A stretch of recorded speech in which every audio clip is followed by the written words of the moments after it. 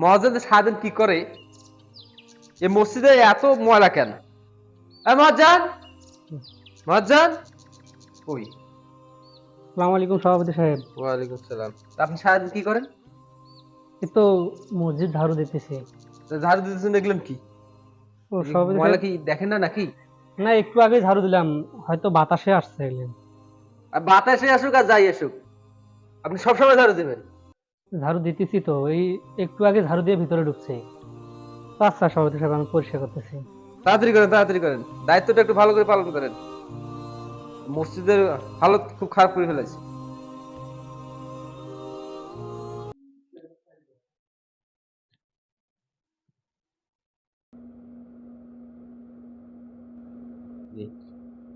মহাজন যে কি করে, মসজিদের ভেতরে একটা লোক নাই।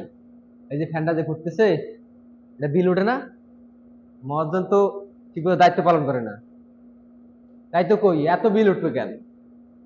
না, এই মহাজন একটা ব্যবস্থা করবে। মহাজন তো কই গেল, দায়িত্ব ঠিকভাবে পালন করে না। মহাজন, এই মহাজন, ডাকলেও পাওয়া যায় না সময় মতো। আসসালামু আলাইকুম সভাপতি সাহেব, কিছু বলবেন? ওয়ালাইকুম। বলার কি বাকি রাখছেন? কি করেন সারাদিন, কি করেন? সভাপতি সাহেব, এই ট্যাবগুলো পরিষ্কার করছিলাম, পানির ট্যাবগুলো। ওইখানে খালি পরিষ্কার করলে হবে? এই ফ্যানটা যে ঘুরতেছে, এটা কি চোখে পড়ে না? এই যে কারেন্ট বিল যে এত আসে, এটা কি আপনি দেন? আপনি তো দেন না, দেখতো আমরা। সভাপতি সাহেব, আমি তো কেন অফ করেই বাইরে গেছিলাম। এটা ঘুরতেছে তাহলে কেমনে? এত কোনো খালি ছলচাতুরি করেন না, খালি তো ছলচাতুরি শিখছেন। এরপর যেন এরকম ভুল না হয়, নাহলে কিন্তু চাকরি থাকবে না। কথায় কথায় খালি পাল্টায় যায় কথা। মহাজন, মহাজন, মহাজন কই গেল? সময় মতো পাওয়া যায় না। কি হলো সভাপতি সাহেব? সভাপতি সাহেব কি হলো? আপনি কই থাকেন? আমি একটু মসজিদের ভিতরে কাজ করছিলাম। এই যে লেফটের এই অবস্থা কেন, এত নোংরা কেন? আমি তো নিয়মিতই পরিষ্কার করি। আরে রাখেন, মুখের উপর তর্ক করে, ঠিকভাবে কাজ করে না। আর বেতনের সময় তো খালি বেতন বেতন করে। এই আপনি কোনো দায়িত্ব পালন করেন ঠিকভাবে? সব সময় দেখি আপনি। আসসালামু আলাইকুম। ওয়ালাইকুম আসসালাম। সভাপতি সাহেব ভালো আছেন? আছি আলহামদুলিল্লাহ। কি হলো এখানে এত চিল্লাচিল্লি? আর বলবেন না, এই যে মুয়াজ্জিন, এটা তো দায়িত্ব ঠিকভাবে পালনই করে না। কোনো না কোনো ছলনা দেয়, সবসময় ছলনা দেয়, কিন্তু বেতনের বেলা ঠিকই নাই। এই যে লেফটেন্টটা, এত গন্ধ, ভেতরে থাকাই যায় না। ওনাকে বললাম, উনি বললো নিয়মিত পরিষ্কার করি। মুখের উপর কথা বলে, একবারও ঠিকভাবে দায়িত্ব পালন করে না। আর বেয়াদবি করে খুব, মুখের উপর কথা বলে।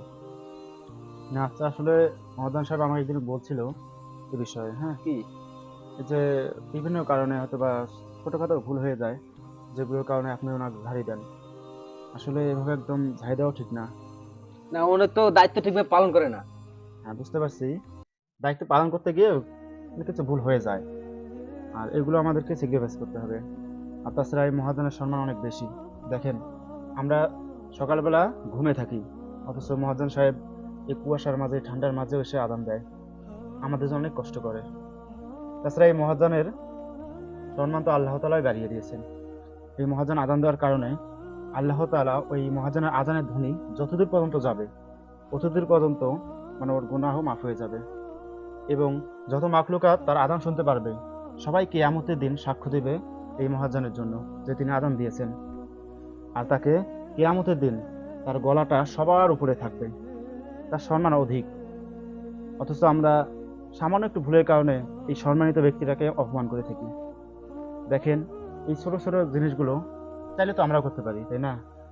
তাহলে আমরা কেন এই সম্মানিত ব্যক্তিকে অপমান করব? হুজুর, আমি তো এটা বিষয়ে আগে ভাবি নাই। মানে দুনিয়ার মহতে পড়ে একটু ক্ষমতার দাপটে আমি আসলে এগুলো ভুলে গেছি। আসলে এই বিষয়টা খুবই লজ্জাজনক বিষয়। হ্যাঁ, বিষয়টা আপনি খুব ভালো একটা কাজ করলেন, আমাকে অন্তরের চক্ষুটা খুলে দিলেন মহাজন সাহেব। আমাকে না না, ঠিক আছে সভাপতি সাহেব। না, আমি আসলে এই ক্ষমতার দাপটে আসলে মানুষ চিনতে ভুল করছি। না ঠিক আছে। ক্ষমা করে দেবেন। আচ্ছা সভাপতি সাহেব।